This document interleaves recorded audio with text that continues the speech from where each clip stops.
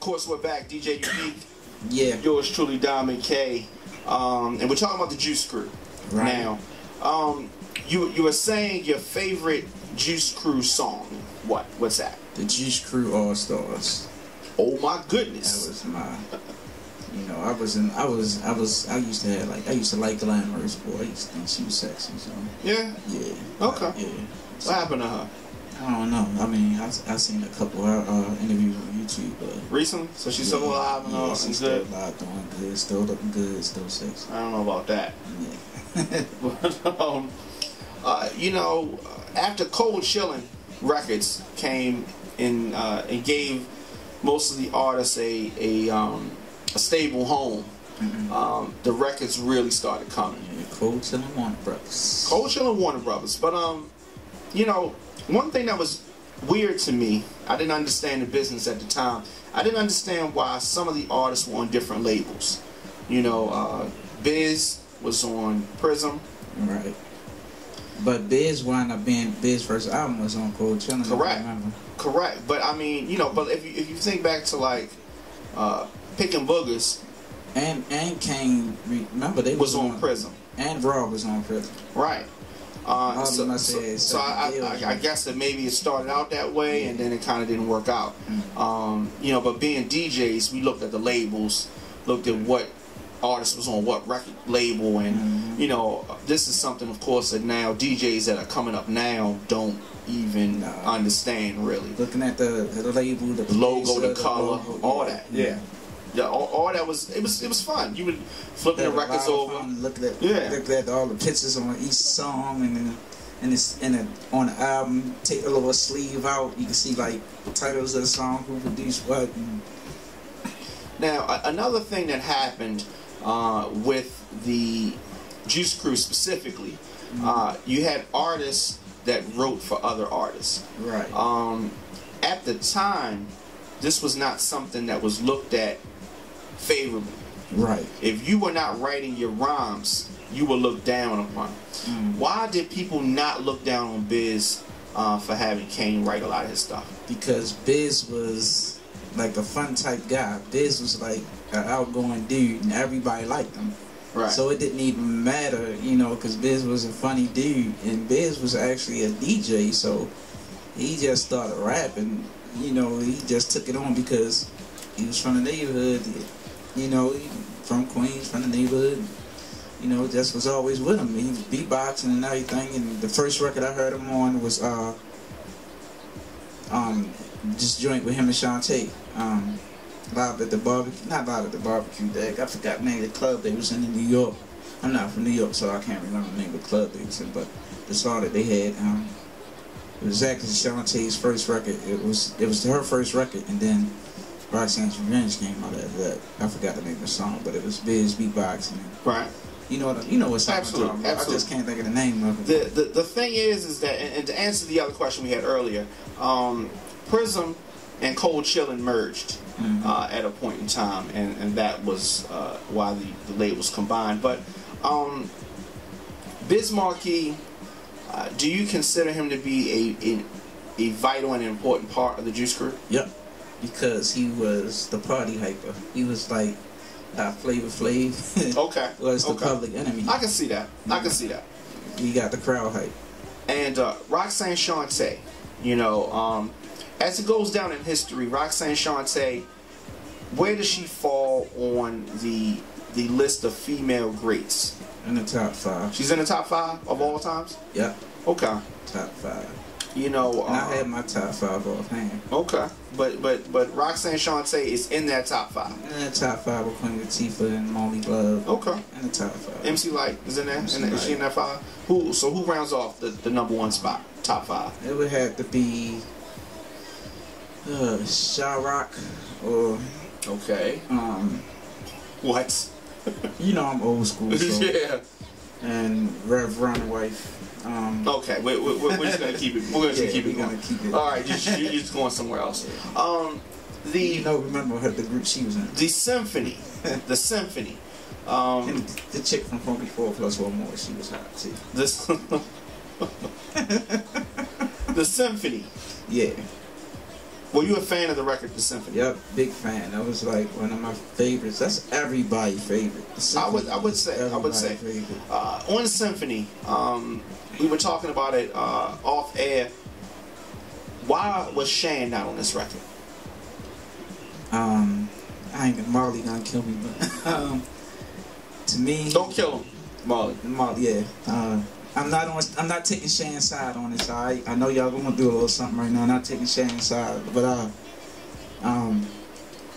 Shan passed the torch, as you might say, because he said that Ace was the up and coming rapper, and he passed the torch to Ace, and you know that's how Ace got on, and he's like, oh, let Ace do it. He don't want to do it. He gonna take a fall back and this stuff or whatever.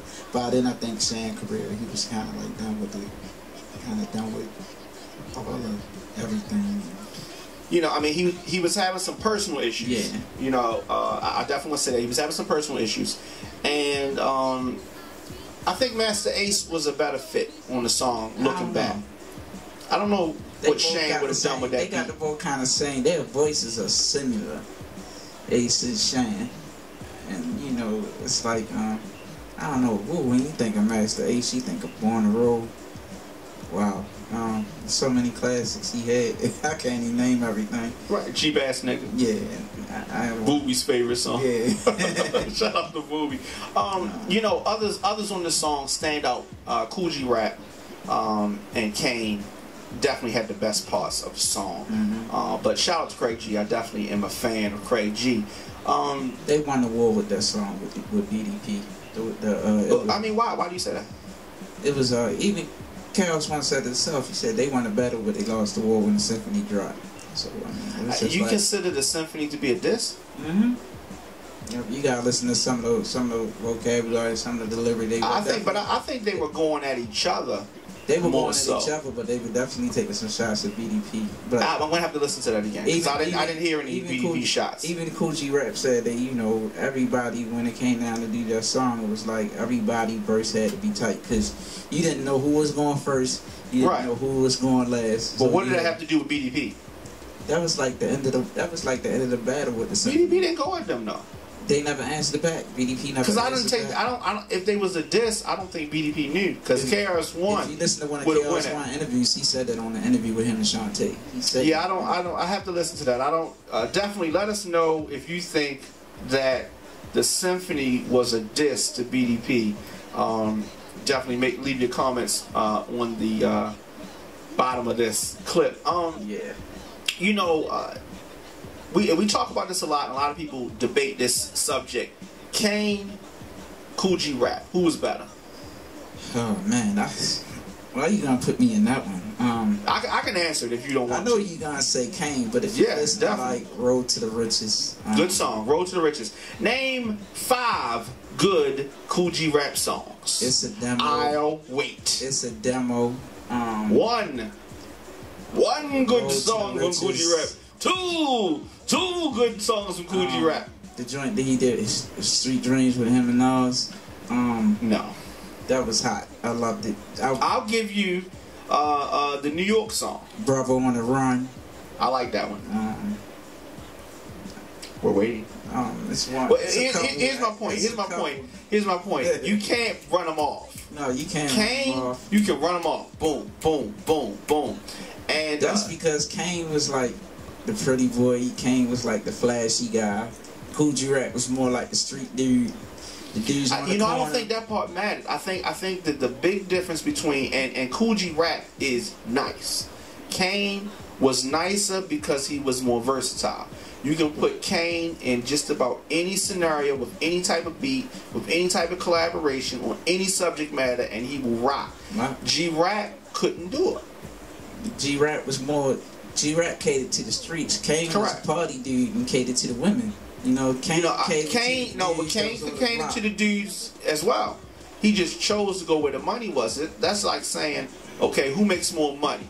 This one or that one? He said, oh, well, he don't have no big clientele. He got more clientele, and he makes more money. And we're talking about who makes more money. But in this scenario, I'm not even saying who makes more money. I'm just saying who was nicer.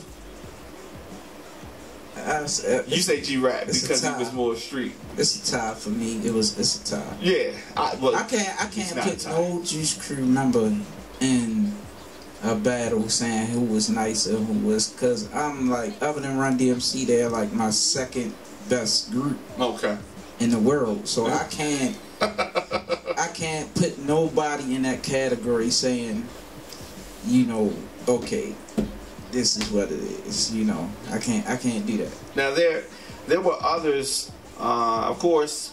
You know, these artists went on to do solo records. How important was Marley Marl to the Juice Crew? Marley. Go ahead. Marley was real important to the Juice Crew because Marley played the part as far as breaking the records, producing the records, making sure the records got heard on the radio. Because actually, I mean, that was unheard of at the time. Like, you know, at the time he was like the only DJ really that was producing his records and playing them on the air. So that was their that was like their biggest breakthrough, you know. So Marley was very important to the Juice Crew as far as that goes. You know, and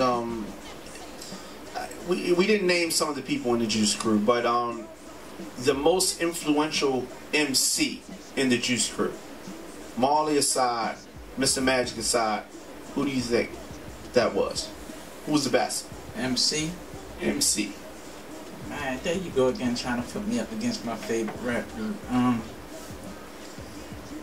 It's between Kane and G-Rap. It's between Kane and G-Rap. Okay, I'll give you that.